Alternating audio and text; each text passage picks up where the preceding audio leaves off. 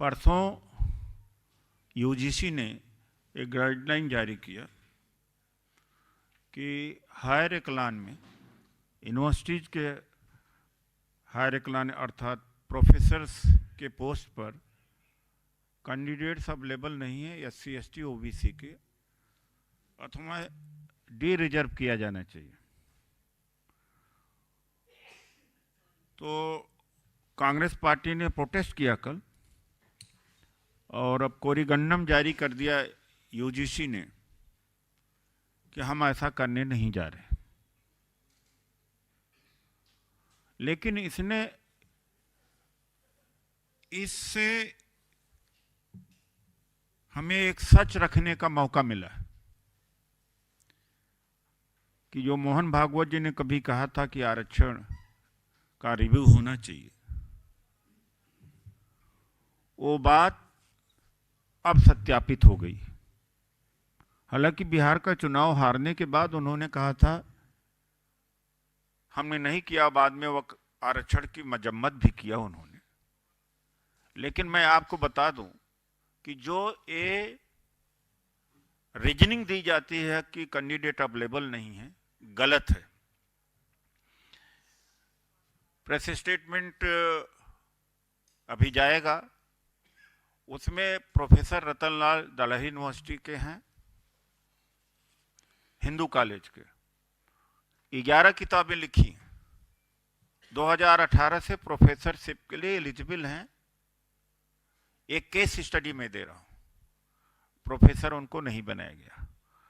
159 institutes, जो institutes importance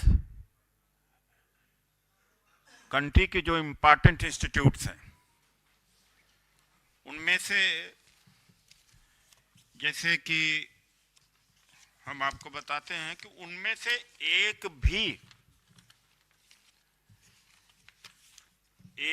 भी SC ST के लोग नहीं। तो मैं इस मामले में धन्यवाद भी करूंगा यूजीसी को कि यूजीसी ने मुझे ये रखने का मौका दिया। देखिए, इसमें आईआईटी 23 हैं, एनआईटी 31 हैं, आईआईटी 23 हैं, स्कूल ऑफ प्लानिंग आर्किटेक्चर 3 हैं, इंडियन इंस्टीट्यूट ऑफ मैनेजमेंट 20 हैं, नेशनल इंस्टीट्यूट ऑफ डिजाइन 6 हैं, वगैरह वगैरह। इसमें एक भी डायरेक्टर, एक भी वीसी नहीं है। उत्तर प्रदेश में 30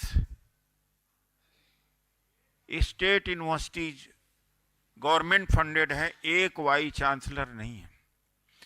सेंट्रल गवर्नमेंट में 45 यूनिवर्सिटीज हैं, जिसमें एक एससी है और एक एसटी है। और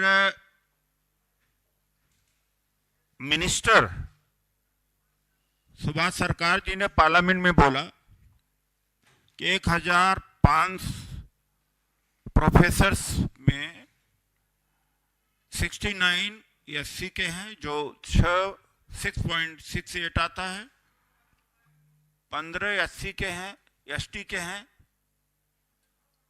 जो 1.4 आता है, 41 ओबीसी के हैं जो 4.7 आता है। यानी ये स्थिति है। ये नहीं भरा जा रहा, यह कहते हुए कि candidates are not found suitable. मैंने एक एग्जाम्पल दिया है प्रोफेसर रतनलाल का, मैं 100 एग्जाम्पल्स दे सकता हूं कि एससी एसटी ओबीसी के associate professors are suitable for professor post, but interview में उनका मार्क्स कम कर दिया जाता है। एक स्टडी दी जा रही है आपको, वो स्टडी में सिविल सर्विसेज में एससी के लिए ओबीसी के लिए यूपीएससी में अलग से इंटरव्यू बोर्ड बनाया जाता है ताकि जस्टिस किया जाए, यह मानते हुए कि एससी, एसटी, ओबीसी के जो यूपीएससी के इंटरव्यूज हैं या जो कैंडिडेट्स हैं ये वीक हैं, इनको अलग से बोर्ड दिया जाए। जब रिटर्न एग्जाम का मामला आता है तो ओबीसी और जनरल कैटेगरी के रिटर्न मार्क्स में 1% का भी फर्क नहीं है, कम है, और इंटरव्यू में कितना डिफरेंस आता है? 5% का आता है। ये डिस्क्रिमिनेशन नहीं है? शेड्यूल कास्ट का और जनरल कैटेगरी का रिटर्न में 2% का फर्क है और इंटरव्यू में 8% का डिफरेंस है। ये डिस्क्रिमिनेशन नहीं है? ये हिंदुस्तान टाइम्स ने रिपोर्ट फाइल किया है कि रैम्पेंट डिस्क्रिमिनेशन है। मैं धन्यवाद करता हूं यूजीसी को कि कम से कम हमें मौका दिया यह कहने का कि 45 सेंट्रल गवर्नमेंट के यूनिवर्सिटीज में एक एससी है, केवल एक एसटी है। 159 जो इंस्टीट्यूट्स ऑफ एक्सेलेंस हैं कंट्री के, उसमें एक एससी एक एसटी नहीं है। इंटरव्यू में डिस्क्रिमिनेट किया जाता है ओबीसी का, एसटी का, मैंने बता दिया। उसी तरीके से अगर आज प्रोफेसर्स की पोस्ट वैकेंट हैं तो यह बात नहीं कि एससी, एसटी, ओबीसी के कैंडिडेट अवेलेबल नहीं, अवेलेबल हैं, उनको रिजेक्ट कर दिया जाता है ताकि डी रिजर्व करके फिलअप किया जाए जनरल कैटेगरी से। जब कर्पूरी ठाकुर को भारत रत्न का सम्मान घोषित किया तभी मुझे डर लग गया कि कुछ न कुछ गड़बड़ होने वाला है। अब कर्पूरी ठाकुर के विचार को और मारेंगे। आरएसएस ने पूरी जिंदगी कर्पूरी ठाकुर जी का विरोध किया और उसका परिणाम हुआ कि जो कांग्रेस और आरजेडी की सरकार के दबाव से नीतीश कुमार जी को करीब 5 लाख नौकरी देनी पड़ी। यही नीतीश कुमार जब बीजेपी के साथ थे तो क्यों नहीं नौकरी मिलती? उसके वजह से बीजेपी घबरा करके टापल डाउन किया है, क्योंकि मोदी जी ने 10 साल में 9 लाख, करीब 9 लाख तक ही रोजगार दिया।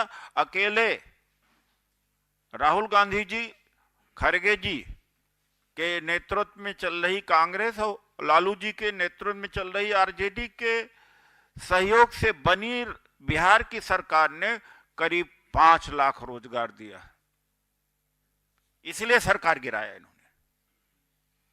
तो आरक्षण विरोधी हैं, ये मनुवादी हैं, दलित विरोधी हैं, ओबीसी विरोधी हैं और कर्पूरी ठाकुर जी के विरोधी हैं, सोशल जस्टिस के विरोधी हैं। धन्यवाद। मेरे सहयोगी लेलोठिया जी अपनी बात को रखेंगे।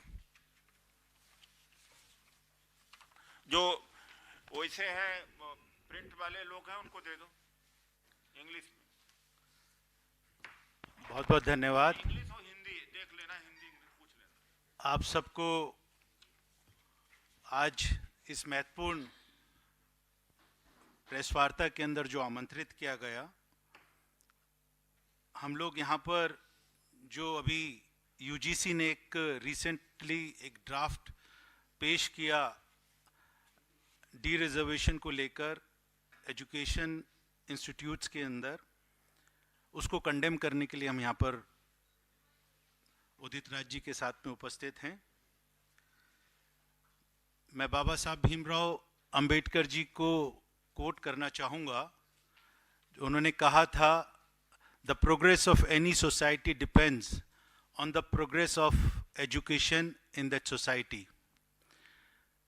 और इसके साथ साथ में सावित्री बाई फुले, फातिमा शेख, छत्रपति साहू जी महाराज को भी याद करना चाहूँगा कि समाज के लिए उन्होंने शिक्षा को कितना महत्वपूर्ण समझा था। और आज ठीक उसके विपरीत जो बाबा साहब भीमराव अंबेडकर जी ने संविधान में एससी, एसटी, ओबीसी महिलाओं के लिए जो शिक्षा महत्वपूर्ण बताई थी, राइट टू एजुकेशन की बात कही थी, आज उसको धीरे धीरे पूरी साजिश के तहत भारतीय जनता पार्टी और आरएसएस संविधान को पूरा खत्म करना चाहती है, हमारे उस अधिकार को छीनना चाहती है जो संविधान में बाबा साहब भीमराव अंबेडकर जी ने हमको दिया था। यहाँ पर जो यूजीसी के चेयरमैन है, हमारी ये डिमांड भी है कि जो जगदीश कुमार हैं, जो यूजीसी के अभी चेयरमैन है, ये कौन हैं, इनको तुरंत प्रभाव से टर्मिनेट किया जाए और ये जो इनकी डिमांड है, जो इनका प्रपोजल है, इसको विड्रॉ करें लिखित में, माफ़ी मांगे पूरे एससी, एसटी, ओबीसी जो बहुजन समाज है उससे।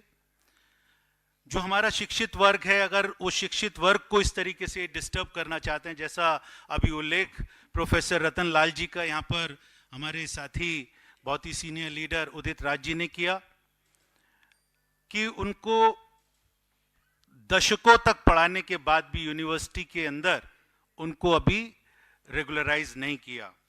ठीक उसी तरीके से प्रोफेसर रितु कुमार जो भी यूनिवर्सिटी के अंदर धरना दे रही हैं,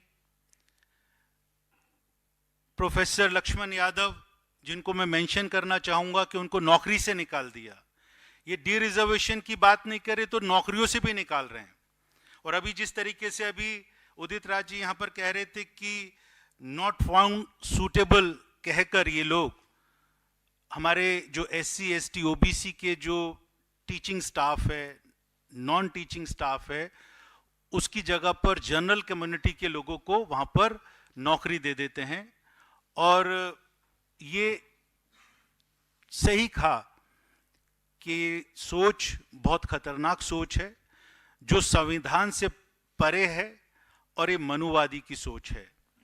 यहाँ पर ये जो चेयरमैन जगदीश कुमार हैं, इनको पहले बीजेपी ने अपॉइंट किया, इनको जेएनयू के अंदर वहाँ पर वाइस वीसी बनाया, और वो बनाने के पीछे सोच थी कि वो इतना प्रेस्टिजियस इंस्टीट्यूशन था कि उस इंस्टीट्यूशन के अंदर एक डिवाइड करें, और वो डिवाइड ऐसा कर दें कि उसका जो महत्व जेएनयू का, जो उसकी सैंक्टिटी थी, उसको सेफ्रेनाइज कर दिया। और आज वहाँ पर जो स्टूडेंट्स हैं उनके मन में इतनी खटास पैदा हो गई कि वहाँ पर वो आज धर्म की राजनीति जेएनयू के अंदर घुस गई। ये मुझे कहने में कोई गुरेज नहीं, कोई परहेज नहीं कि जगदीश कुमार को तुरंत टर्मिनेट किया जाए, क्योंकि ये बीजेपी का अपॉइंटमेंट नहीं है, ये आरएसएस का स्टूज है जो एक भगवाकरण की विचारधारा को दिमाग में रखकर आज यूनिवर्सिटी में काम कर रहा है। यहाँ पर मैं क्रोनोलॉजी के ऊपर भी बात करना चाहूँगा कि ये जो इन्होंने शुरुआत आज एक ड्राफ्ट पेश करके यहाँ पे किया, इसके पीछे जो इनके एजुकेशन के मिनिस्टर हैं, उन्होंने एक स्टेटमेंट दिया पार्लियामेंट के अंदर, और उन्होंने कहा कि 42% धर्मेंद्र प्रधान जो मिनिस्टर हैं, उन्होंने बताया कि 45 सेंट्रल यूनिवर्सिटीज़ के अंदर 42% अभी एससी, एसटी, ओबीसी की वैकेंसीज वेकेंट हैं। अगर सेंट्रल यूनिवर्सिटीज़ में 42% अगर vacancy SC, ST, OBC minority की हैं, और जिस तरीके से अभी उदित राज जी ने उल्लेख किया कि वो वहाँ पर एससी का 1 और एसटी का 1, ये लोग अभी वहाँ पर कार्यरत हैं, जबकि वहाँ पर हमारी जो संख्या होनी चाहिए थी वो 7,000 जो सैंक्शनड एससी, एसटी, ओबीसी की जो पोस्ट हैं उसके अंदर 3,007 हमारी वहाँ पर अभी वैकेंसीज हैं। तो ये बहुत गंभीर मुद्दा है।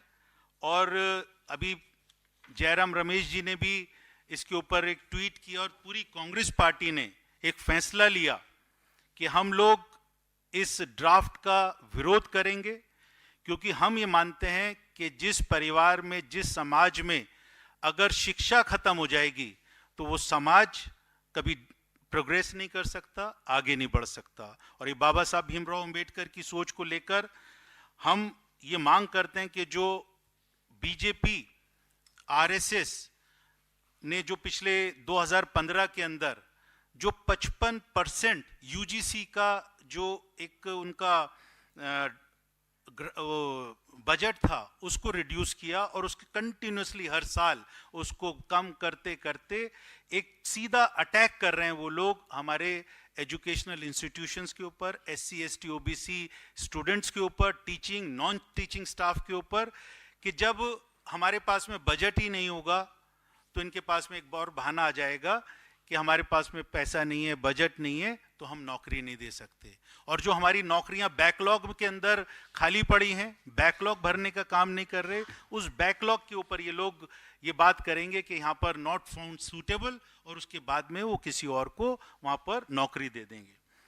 भारतीय जनता पार्टी ने ये जो इनका anti SC, ST, OBC, anti Bahujan जो इनकी आइडियोलॉजी है, उसके ऊपर इन्होंने जो अपने 2014 के बाद से कभी तो इन्होंने बैकलॉग वैकेंसीज को बढ़ाने का काम किया, 200 पॉइंट रोस्टर सिस्टम 2019 में इन्होंने लागू किया, amendment to SC ST prevention of atrocity act 1989 को इन्होंने उसके अंदर भी उसको डाइल्यूट करने का काम किया, जिसका आप सब लोगों को मालूम है कि 2 अप्रैल को जो जन आंदोलन पूरे देश के अंदर खड़ा हुआ था, जिसकी वजह से भारतीय जनता पार्टी की सरकार को घुटने टेकने पड़े और वो उन्होंने अपना जो अमेंडमेंट था उसको वापस लिया। ठीक उसी तरीके से इन्होंने अभी जो स्कॉलरशिप्स हैं जो एससी, एसटी, ओबीसी माइनॉरिटी के लिए हैं, उसको भी स्क्रैप करने का काम किया। तो मैं सीधे तौर पे आरोप लगाना चाहता हूं नरेंद्र मोदी की सरकार के ऊपर कि ये एंटी बहुजन, एंटी एससी, एसटी, ओबीसी ये सरकार है। मैं डिमांड फिर दोबारा से दोहराना चाहूंगा कि ये जो यूजीसी का चेयरमैन है इसको तुरंत टर्मिनेट किया जाए और लिखित रूप में इसको माफी मांगनी चाहिए पूरे समाज से कि आइंदा इस तरीके की गलती या इस तरीके का मजाक हमारा एजुकेटेड क्लास है उसके लिए नहीं करेंगे। बहुत बहुत धन्यवाद। जय भीम, जय संविधान।